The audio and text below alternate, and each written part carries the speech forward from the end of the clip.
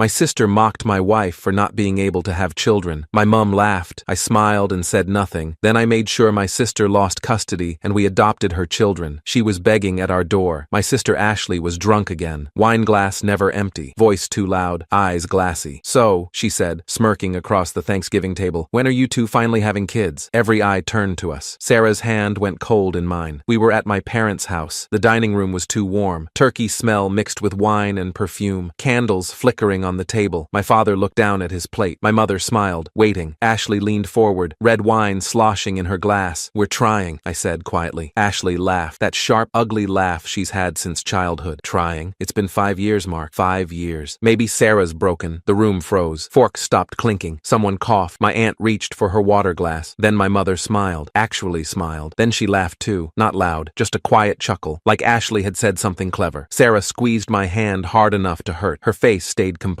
That polite, dying smile people wear when they're bleeding inside. "I'm just saying," Ashley went on, taking another sip. "Some women just can't. It's biology. Maybe you should find someone who actually works." My mother nodded, sipped her wine. My father still stared at his plate. My uncle cleared his throat, changed the subject to football. But Ashley wasn't done. "I mean, I got pregnant with Emma practically by accident," she said. "And Jake and Lily. Super easy. Some people are just meant to be mothers, you know?" She looked at Sarah. "No offense." I felt Sarah's hand trembling in mine, saw the way she was barely breathing, the way her jaw was clenched so tight I thought her teeth might crack. I didn't yell, didn't stand up, didn't defend my wife. I smiled, nodded, stayed silent, but something inside me shifted. Cold, deliberate, sharp. Ashley kept talking about her kids, about how easy motherhood was for her, about her natural maternal instincts. Sarah excused herself, said she needed air. I watched her go, watched her shoulders shake as she walked down the hallway toward the bathroom. Nobody followed her. Nobody said anything. Ashley poured more wine, laughed at something my uncle said about the game. My mother asked about dessert. Who wanted pumpkin pie? Who wanted apple? The conversation moved on, like nothing had happened, like my wife wasn't crying in the bathroom. I sat there, eating mashed potatoes, nodding at appropriate times. Inside, I was making calculations. We left early. Sarah didn't speak, just grabbed her coat and walked to the car. I made excuses, said she wasn't feeling well, said we'd see them soon. Ashley hugged me at the door, whispered, "Don't be mad, I'm just being honest. Someone needed to say it." I hugged her back. "I know," I said. My mother kissed my cheek, told me to drive safe. Sarah cried in the car, silent tears streaming down her face, mascara running, hands shaking in her lap. I drove in silence, the streetlights sliding across her face like ghosts. We'd been trying for 5 years. 5 years of negative tests, failed treatments, doctor's appointments, specialists, hormones, hope, devastation. Sarah had endometriosis, severe, the kind that made pregnancy nearly impossible. We'd spent thousands on fertility treatments, IVF, 3 rounds, drugs that made her sick for weeks, injections that left bruises on her stomach. Nothing worked. Every month, the same disappointment, the same grief. And now my sister had called her broken in front of everyone, and my mother had laughed. When we got home, Sarah went straight to the bedroom, closed the door. I heard her crying through the wall. I stood in the kitchen, stared at nothing, thought about walking in there, holding her, telling her Ashley was wrong, but I didn't move. That night, while Sarah finally slept, I lay awake, staring at the ceiling, thinking about Ashley, about her 3 kids, Emma, Jake, and Lily. Beautiful kids, sweet, smart, funny, neglected. Ashley had gotten pregnant the first time at 19. Accident. One night stand. She'd kept the baby. Said she'd figure it out. She hadn't. Emma was 9 now. Jake was 7. Lily was 5. 3 kids. 3 different fathers. None of them around. Ashley worked part-time at a bar downtown, Thursday through Saturday nights. Tips barely covered rent. She spent most of her money on clothes and wine and nights out with friends. The kids were always with babysitters, or my parents, or alone. I'd noticed it before, at family gatherings, birthday parties, holidays. The kids would be tired, dirty, quiet. Emma would make Jake's plate for him, cut his food, remind him to say please and thank you. 9 years old and already a mother. Lily would fall asleep at the table, 6 p.m., still in yesterday's clothes. Jake would ask for seconds, then thirds, like he hadn't eaten in days. I'd mentioned it to my parents once, 2 years ago. Ashley's struggling, my mother had said. She's doing her best. Single motherhood is hard. The kids seem neglected, I'd said. Don't exaggerate. They're fine. Ashley loves those kids. That was the end of the conversation. Now, lying in bed, I made a decision. I started watching, quietly. Ashley posted everything online. Instagram, Facebook, TikTok, every night out documented, every new boyfriend, every girl's weekend in Vegas or Miami or Nashville. The kids always in the background of her stories. Dirty clothes, tangled hair, forgotten. I started saving things, screenshots, dates, times, captions like finally free, mom's night out, with photos of her at clubs at 2 a.m., posts from dive bars on Tuesday nights. Needed this so bad. Check-ins at hotels 40 miles away on school nights. Photos of her hungover at noon with captions like worth it. I organized them in a folder on my computer, labeled by date date, cross-referenced with school calendars. Then I started calling Emma, just to check in, just to be a good uncle. Hey sweetheart, how was school today? I didn't go, she said. Her voice was small, tired. How come? Mom forgot to wake me up. Where is she now? Still sleeping. What about Jake and Lily? They're watching TV. I made them cereal. I wrote it down. Date, time, details. That's good. You're a good big sister. Thanks, Uncle Mark. I called again the next week, and the next. Always cheerful, always casual. Just Uncle Mark checking in. Did you guys have dinner tonight? Not yet. Mom's not home. Where is she? I don't know. She left this morning. She said she'd be back by dinner, but she's not. Are you okay? Do you need me to bring you something? No, we have ramen. I can make it. 9 years old. Making dinner for her siblings. I wrote it all down. The picture built itself slowly. Ashley left them alone most nights. Emma babysitting Jake and Lily, making meals, getting them to bed, helping with homework. No groceries in the house,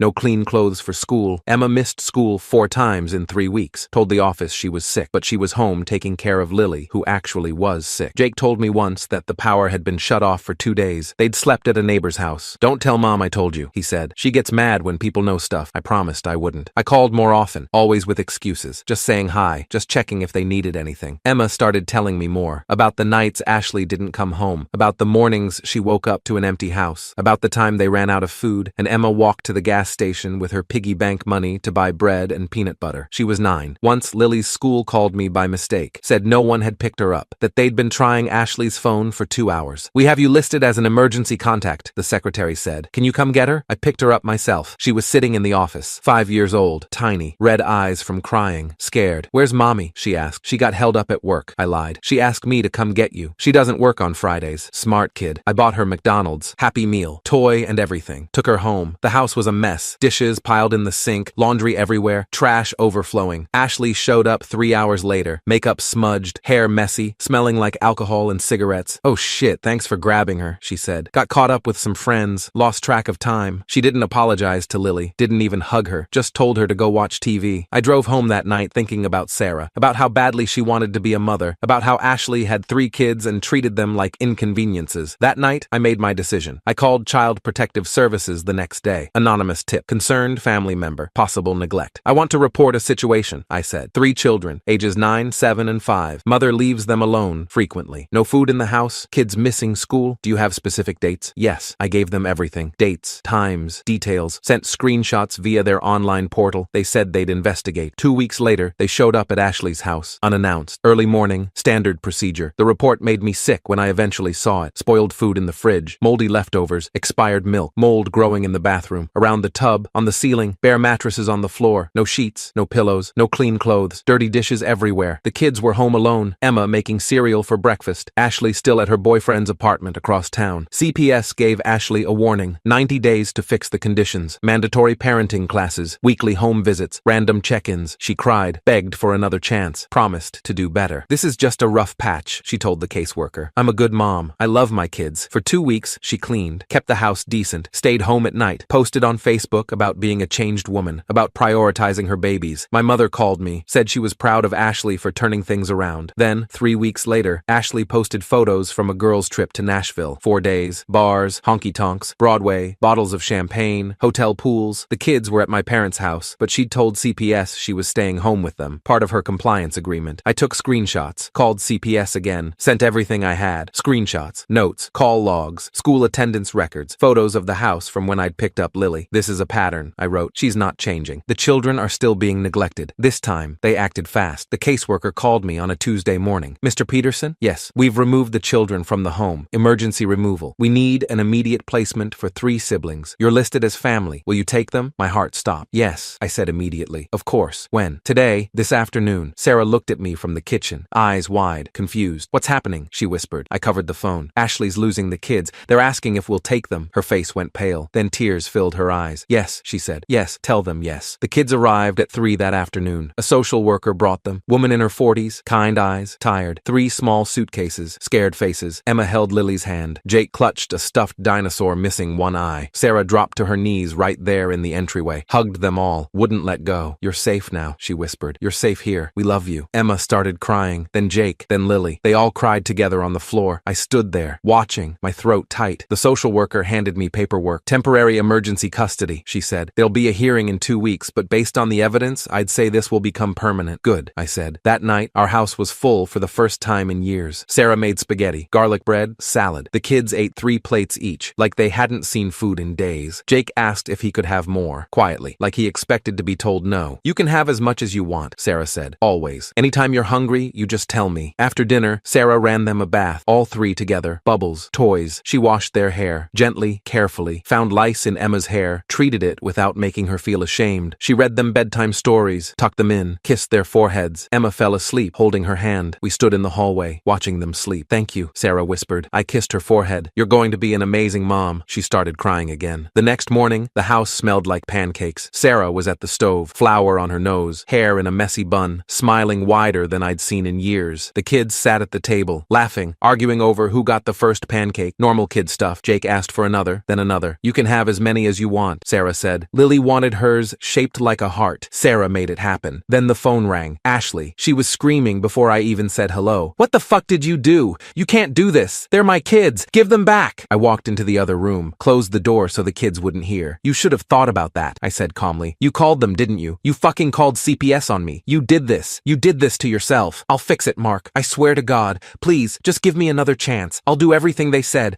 I'll go to the classes. I'll clean the house. I'll stop drinking. Please, they're my babies. Goodbye, Ashley. Mark, please don't. I hung up. She called back immediately. I didn't answer. 17 missed calls that day, 23 the next. I blocked her number. 2 days later, she showed up at the door. It was early morning, 7 a.m. The kids were eating breakfast. Pancakes again. Sarah was making coffee. The pounding started suddenly, hard, desperate. Let me see them, Ashley screamed through the door. You can't keep them from me. I know they're in there. Open the door. I walked to the door, took a breath, opened it. She looked terrible, worse than I'd ever seen her. Makeup smeared down her face, eyes bloodshot and wild, hair unwashed and tangled. She smelled like cigarettes and stale wine, wearing the same clothes from her Facebook photos in Nashville. Let me in, she demanded. No, they're my kids. Behind me, Sarah was in the kitchen flipping pancakes. The smell of butter and syrup filled the air. The kids were laughing at something Jake said. Normal, happy, safe. They're happy here, I said. I don't care. They're mine. You can't just take someone's kids. She tried to push past me. I blocked her, held the door. You need to leave. Please, she said. Her voice cracked. Real tears now. Please, Mark. I'll change. I'll do better, I promise. I'll be the mom they deserve. Just let me see them, please. I looked down at her. The same woman who'd humiliated my wife in front of our family. The woman who'd called Sarah broken while our mother laughed. The woman who'd valued her freedom more than her children. Remember Thanksgiving? I asked quietly. She blinked through tears, confused. What? Thanksgiving? Last month, when you said Sarah was broken? I